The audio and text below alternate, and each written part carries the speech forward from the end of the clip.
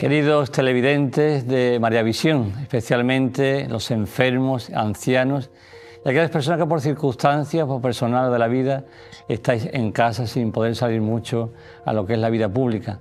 Unidos, por supuesto, a la cruz de Cristo y sirviendo vuestra vida, vuestros dolores y padecimientos a ser corredentores con Cristo en su Iglesia. Vamos a continuar en nuestros programas, esta temática de la eclesiología, hablando de lo que es ella, a qué pertenece. Y tenemos que decir que la eclesiología es la disciplina que forma parte de la teología dogmática y sistemática, tomando como punto de partida a la Iglesia en sí mismo, en cuanto creada y querida por Dios. Cuando hablamos, digamos, querida por Dios, significa que es creada por Dios con amor salvífico. El querer de Dios es una voluntad salvífica siempre, no es una voluntad de hacer simplemente las cosas, sino es una voluntad de amor para nuestra salvación. Dicho esto, trataremos en esta temática de la Iglesia en cuanto a misterio, que se prefiere del misterio de la Iglesia, donde misterio no significa algo oculto, algo secreto, algo que no se sabe, sino que misterio significa salvación obrada por Dios para sus criaturas, que somos nosotros. Esta consideración de la Iglesia implica reconocerla como objeto de fe, es decir, con una realidad solo plenamente inteligible desde la revelación divina. La fe aparece entonces como un inexorable punto de partida. Es decir, creer en la Iglesia significa, estamos diciendo, que la fe es algo importantísimo. La razón y la fe van de la mano, pero solamente se puede vivir en la Iglesia interpretándola desde la fe. Por supuesto, comprendiéndola y también estudiándola, pero desde la fe. La fe va a ser el fundamento y lo conductor que siempre sea la manera de vivir y existir en la Iglesia. Si el objeto de nuestro estudio, de nuestra temática, es puramente teológico, tal como acabamos de señalar, el método también lo es. Esto quiere decir que la fe no solo estará presente en el punto de partida y de llegada, sino que ha de acompañar todo el camino de salvación de nosotros personalmente, comunitariamente, en la Iglesia. A diferencia de lo que se hace en la apologética, que busca ofrecer argumentos que defiendan las verdades reveladas y ayuden a quien no la tienen a alcanzar la fe, la teología dogmática y la presente temática de la eclesiología escribe de ella buscando entender desde la fe y dentro de la fe. Dicho de esta manera, la fe no es algo exterior al método eclesiológico, como si fuera un límite a la libertad del trabajo teológico, ni tampoco siquiera como un mero lugar de partida. La fe es el hábitat propio de dicho trabajo. Es algo intrínseco al método teológico en cada uno de sus pasos. Por eso, para perfilar algo más el método que seguiremos en esta temática en María Visión, debemos dar un paso adelante y profundizar en el significado de la fe en la Iglesia. Vamos a continuar hablando del lugar de la Iglesia en la profesión de la fe. ¿Qué lugar ocupa la Iglesia en la fe, en el creer en la Iglesia, dentro de la confesión del credo, que es lo que rezamos todos los domingos, y solemnidades en la Iglesia? Y particularmente cuando nosotros hacemos este acto de fe en privado, rezando y meditando el credo, que es algo fundamental que constituye la Iglesia. Cuando hacemos la profesión de fe, los domingos en la misa, decimos, creo en la Iglesia, porque en nuestra sociedad occidental aparece de los que ya no se reconocen creyentes en Dios. De ningún modo. Son muchos los que afirman creer en Dios, incluso en Jesucristo, pero no en la Iglesia. ¿Esto es posible? ¿Creer en Dios y no en la Iglesia? ¿Es la fe en la Iglesia algo opcional para un creyente? ¿Podemos entonces prescindir de ella? Si lo pensamos con calma, enseguida nos damos cuenta de que todo depende de lo que signifique ese creo en Dios. Si se entiende como una afirmación acerca de la existencia de un ser superior, expresión un sentimiento religioso del hombre, claro que es posible. Si lo que se trata de afirmar es la fe en el Dios de Jesucristo, tal y como Él se ha revelado en su Hijo, entonces la afirmación es más problemática. Porque el acento a esta revelación de Dios no solo se nos ofrece medida por el testimonio de la Iglesia. Pensémoslo. ¿Quién te ha enseñado y te ha hablado de Jesucristo o te ha enseñado a dirigirte a Él? ¿Cómo te han llegado los textos de las Sagradas Escrituras? Solo a través de los testigos concretos. Y en la transmisión de la fe podemos decir en propiedad, creo en Jesucristo.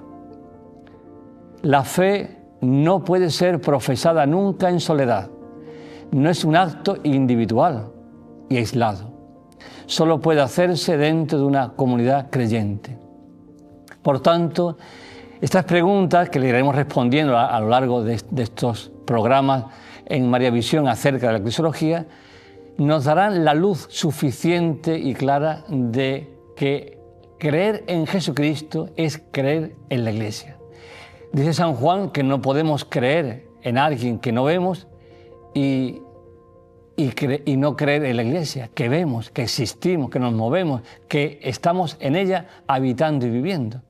No se puede decir, un cristiano no puede decir, creo en Jesucristo, pero no en la Iglesia.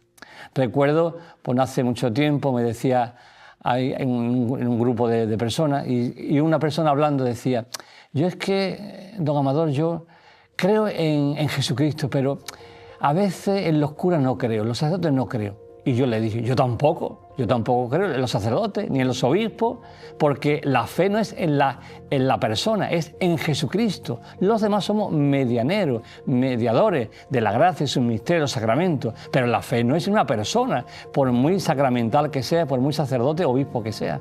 La fe es solamente en Jesucristo y por Jesucristo al Padre mediante el Espíritu Santo, que es el que actúa en nosotros. La fe no es en nadie.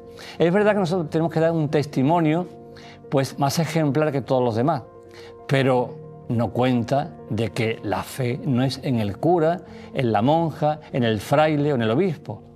Eso es un disparate. La fe es solamente en Jesucristo. Cuando nosotros depositamos la fe en Él y creemos en Él por encima de todo, porque es nuestro Creador, nuestro Redentor, el que nos va a glorificar un día en el juicio final. Cuando tú la fe la tienes depositada en Jesucristo, porque es lo mejor que te has encontrado en tu vida, lo mejor que te ha pasado, es encontrarte con la persona que te ama por encima de todo, que nunca te va a defraudar. Es la alegría de tu vida, el gozo, la inteligencia, la seguridad. Él lo es todo en tu vida, independientemente de la vocación que tengas. Entonces tú disculpas cualquier acción de cualquier persona y comprendes la humanidad también de las personas. Por lo tanto, la fe, como estamos diciendo en este programa de María Visión, referente a la eclesiología, no es en las personas, es solamente en Dios, en Jesucristo. Por eso decía al principio San Pablo, en la primera época cristiana, cuando vivían todos los apóstoles, él tiene una queja y le dice, me he enterado que estáis diciendo por ahí, yo soy de Apolo, yo soy de Pablo, yo soy de Cefas. Y dice él, ¿quién ha dado la vida por vosotros? Ni Pedro, ni Pablo, ni Apolo, nadie, solamente Jesucristo. No se puede ser de nadie en concreto anulando a Jesucristo.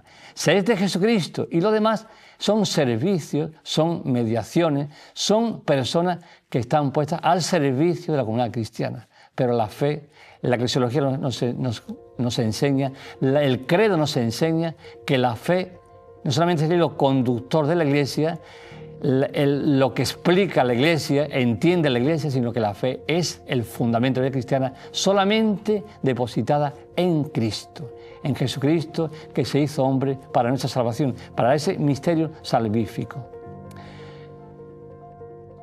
Por lo tanto, dice, los 12 artículos que componen el credo, que son 12, se constituyen de acuerdo con un criterio histórico salvífico. No podía ser menos. Si nosotros vemos el credo, cuando lo rezamos, es un hilo conductor de la historia salvífica de Cristo a la humanidad, en su Iglesia. En su Iglesia. 12 artículos. conforme a la historia de la salvación, y Dios realiza a los hombres de forma gratuita y por amor de complacencia. Así, primeramente, se profesa la fe en Dios Padre, creador de todas las cosas, fuente y origen de todo. Tenemos que nosotros pensar y creer al mismo tiempo, por la razón, pero guiada por la fe, que es como se puede penetrar en el misterio del Dios unitrino, que el Padre es el origen de todo. El origen de todo.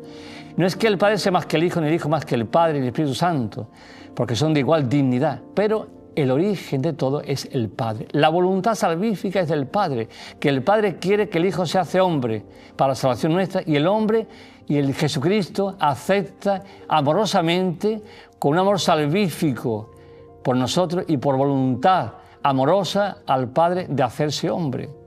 Por lo tanto, el origen de la salvación está en el Padre. Y decimos que siguientemente se confiesa la venida de su Hijo para salvarnos, explicitando los principios y criterios de la misión redentora.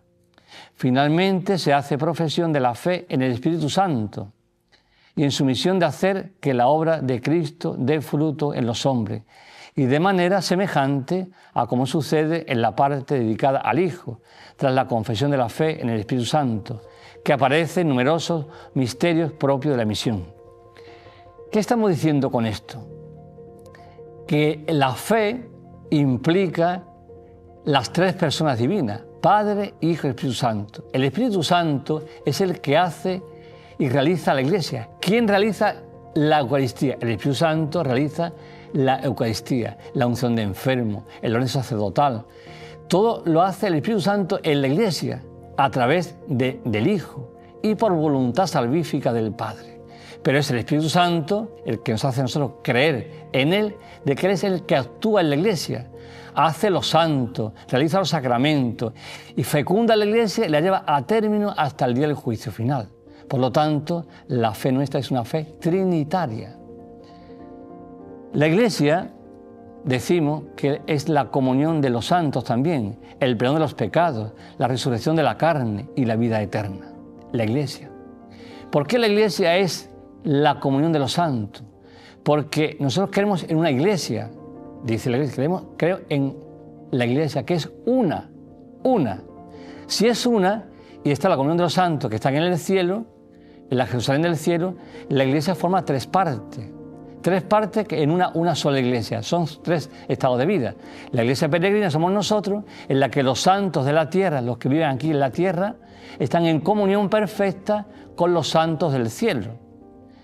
El cielo, la Jerusalén celeste, es la otra parte de la Iglesia, otro estado de vida, y la Iglesia del purgatorio. Por lo tanto, cuando se realiza la Eucaristía, está presente toda la Iglesia, el purgatorio entero, el cielo entero y la Iglesia peregrina entera. Por eso la fe nos hace creer en la Eucaristía, que ahí tiene y se contiene toda la obra salvífica del Padre por el Hijo y el Espíritu Santo. La Iglesia aparece, por tanto, en el credo, en su tercera parte, como un fruto misionero del Hijo en el Espíritu Santo, es decir, en la profesión de la fe, que será en la parte de las obras maravillosas creadas por Dios para la salvación y no en la de Dios. Por eso nuestra fe no termina en la Iglesia. La fe no termina en la Iglesia, sino en Dios. Y nuestra vida no se orienta a la Iglesia, sino a Dios. La Iglesia es el medio, el estado de vida salvífico donde nosotros nos realizamos y consumimos nuestra vida pretendiendo la santidad por el bautismo, que es la meta de todo cristiano, para conducirnos la Iglesia a Dios, que es la meta. La Iglesia tiene su origen en Dios, en la Trinidad, y su meta en la Trinidad. Por lo tanto, la Iglesia es el medio existencial, salvífico, amoroso, donde Cristo la ha creado para nuestra salvación. Por eso nuestra fe no termina en la Iglesia. La Iglesia existe precisamente para ayudarnos a dirigirnos en todo hacia Dios uno y trino. La forma diversa de confesar la fe en Dios y la fe en la Iglesia tiene consecuencias importantes para el método teológico y eclesiología. El acto de fe termina en Dios, no acaba en la Iglesia. No creo hacia la Iglesia, sino que creo en ella, en el sentido de que es una realidad querida por Dios, amada por Dios, querida para salvarnos en Dios y solamente a través de Jesucristo. No creo hacia la Iglesia una obra maravillosa creada por Él y que por tanto todo en ella se refiere a Dios, que es quien la constituye y mantiene en la existencia. ¿Quién mantiene la existencia de la Iglesia? ¿Por qué la Iglesia existe hoy todavía en día, existirá y continuará hasta el juicio final? ¿Por qué la Iglesia existe y nadie la puede derribar, nadie la puede destruir, nadie la puede anular, nadie la puede borrar de la faz de la tierra? Porque la Iglesia, su ser es divino, Dios uno y trino. Su ser es la divinidad también y la humanidad de Jesucristo, hecho hombre para nuestra salvación. Al ser la Iglesia, su ser divino y su palabra es la creadora, la que la mantiene, las palabras sobre Pedro, sobre quien se constituye la Iglesia y los apóstoles en el tiempo, esas palabras que son palabras divinas, hace que su palabra, como es viva y eficaz, permanente, operante y eterna, es la que hace posible que la Iglesia permanezca en el tiempo y continúe indefectible hasta el día del juicio final. La palabra de Dios, que es viva y eficaz y cumple su contenido y realiza su significado. No creo hacia ella, decíamos antes, una obra maravillosa creada por Él. Esto sitúa a la Iglesia entre dos orillas, una totalmente referida a Dios, otra totalmente distinta de Dios, pues es obra suya. La Iglesia no es Dios, es una obra de Dios. Es lo que estamos explicando. De manera que la Iglesia existe como una realidad creada y mantenida por Dios dentro de la historia de los hombres. Y solo en esa historia nos resulta accesible a Dios. Esto significa que la Iglesia permanece siempre en la historia como obra del Hijo y del Espíritu Santo.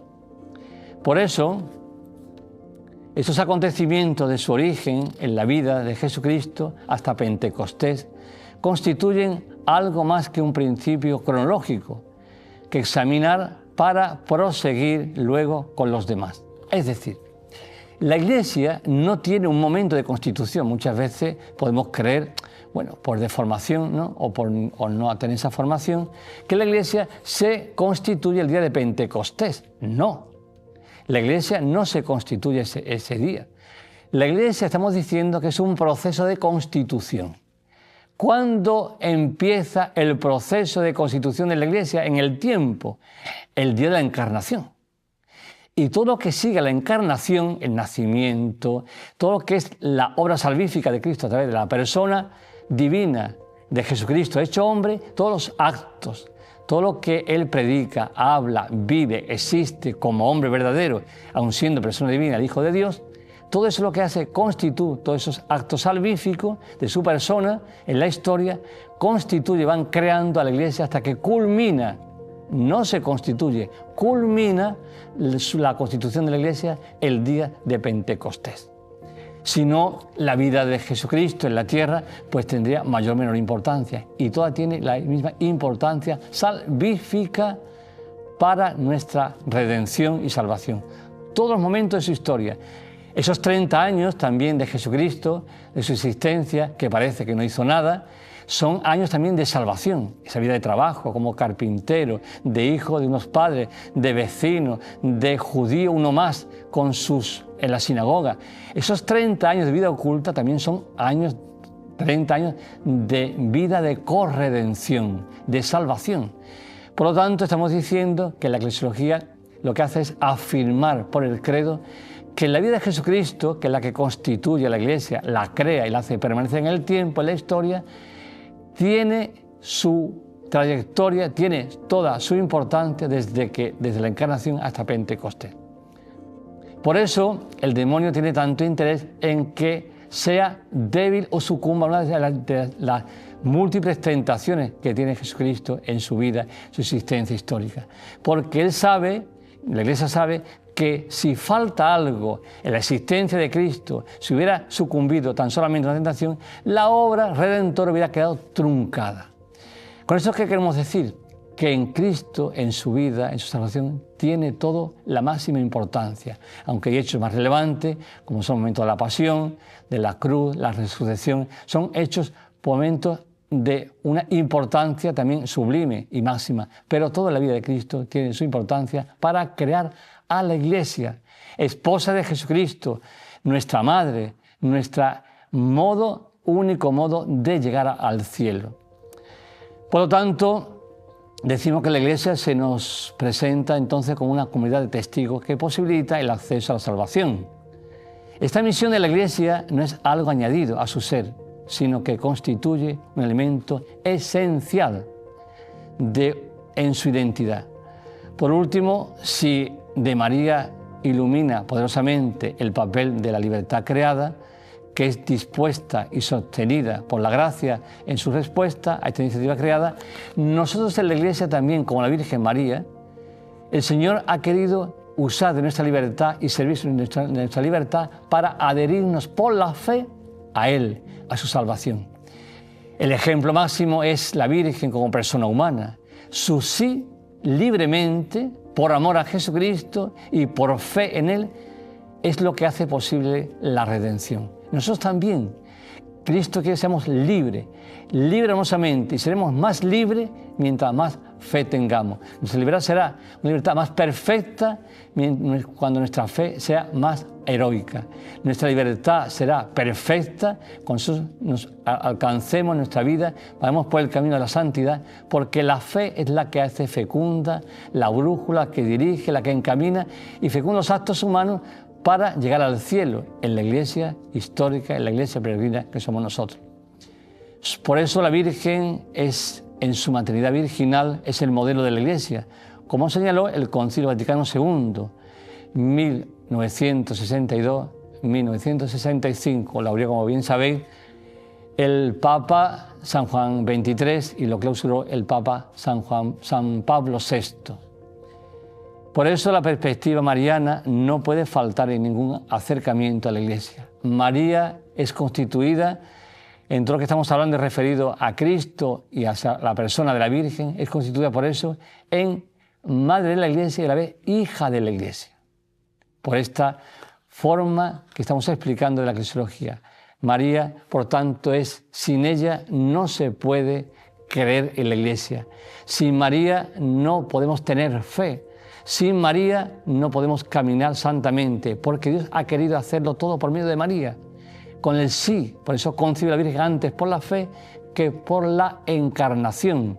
Concibe antes por la fe que por el Espíritu Santo, porque la fe nos hace ver en la Virgen que es algo fundamental para la santidad en la Iglesia, para la Iglesia y para la vida cristiana. Pues, queridos televidentes, muchísimas gracias por estar ahí un día más en María Visión. Y también, pues, muchísimas gracias también a toda esta televisión que tanto bien hace a la humanidad evangelizando, enseñando, que es la razón de la Iglesia, evangelizar.